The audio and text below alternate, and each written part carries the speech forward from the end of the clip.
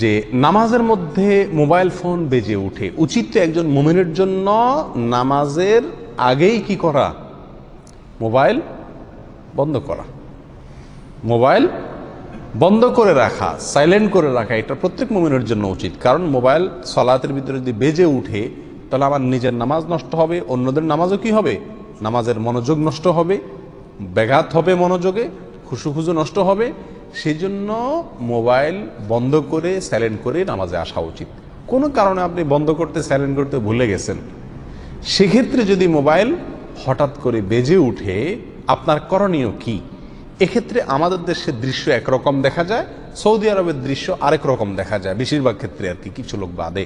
আমাদের দেশের দৃশ্য হলো বেশিরভাগ লোক দেখা যায় মোবাইল বাজতে থাকে, উনি ওইটা বন্ধ করে না, আর মনে করে ওইটা বন্ধ করতে গেলে কি হয়ে যাবে, নামাজ নষ্ট হয়ে যাবে। এই ভয়ে উনি ওইটা আর বন্ধ করতে চান না, হাত ছাড়েন না। ফলে বাঁচতে থাকে, নিজেরও মনোযোগ নষ্ট হয়, আশেপাশে সবার মনোযোগ নষ্ট হয়। এটা ভুল। নামাজের ভিতরে নামাজের বাহিরের কাজ, এই যে মোবাইল বন্ধ করা, টিপা, এটা তো নামাজের বাইরের কাজ। নামাজের কাজ হলো রুকু, সেজদা, দাঁড়ানো, যে সমস্ত দোয়া পড়ার আছে, পাঠ্য আছে, সূরা কেরাত, এগুলো হলো নামাজের কাজ। নামাজের বাইরের কাজ হলো শরীর চুলকানো, কিছু স্মরণ, এগুলো নামাজের বাইরের কাজ। নামাজের ভিতরে নামাজের বাহিরের কাজ নিষেধ, এটা ঠিক আছে, কিন্তু স্বল্প পরিমাণে অনুমতি আছে। স্বল্প পরিমাণে বলতে যেটাকে আমলে কাসির বলা যায় না, এই পর্যায়ে যদি হয় সামান্য কাজ, আপনি এটা চুলকাইলেন, এটাতে কি হবে না, নামাজ ভাঙবে না। কথা বোঝা আসছে? আপনার সেজদার ওখানে একটা পাথর পড়লো, সরাই দিলেন, একটা বাচ্চা এসে ডিস্টার্ব করলো, সরাই দিলেন, এইটুকুতে আপনার নামাজ কি হবে না, নষ্ট হবে না।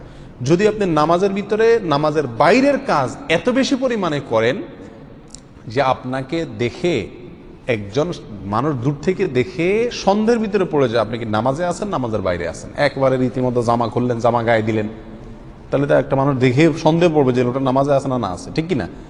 এরকম যদি হয়, জামা খুললেন, গায়ে দিলেন, তাহলে এটা হবে আমলে কাসির, অতিরিক্ত কাজ। এর ফলে কি হয়ে যাবে, নামাজ নষ্ট হয়ে যাবে। মোবাইল ফোন বেজে উঠলে সেটা বন্ধ করে দেওয়া, এক হাত বাঁধা আছে আর এক হাত দিয়ে আপনি বন্ধ করে দিলেন, আস্তে করে বন্ধ করে দিলেন। কোন বাটনে টিপ দিলে বন্ধ হবে এটার আওয়াজ আপনি তো জানেন, ওইটাতে টিপ দিয়ে দিলেন।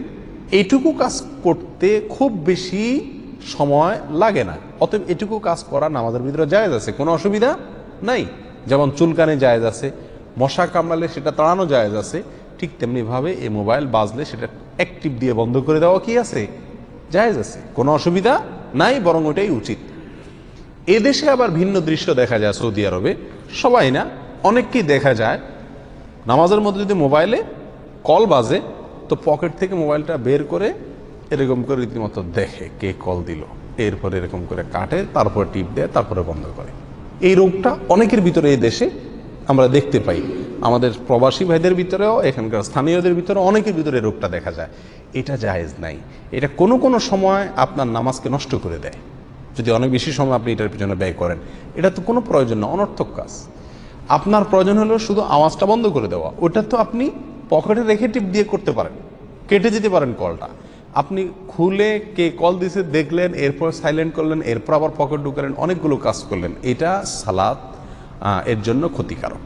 বিধায় এটা করা যাবে না, অ্যাক্টিভ দিয়ে বন্ধ করে দিতে হবে। এটা হলো সালাতের ভিতরে যদি কি বাজে, মোবাইল ফোন বাজে, তার বিধান এবং তার মাসআলা।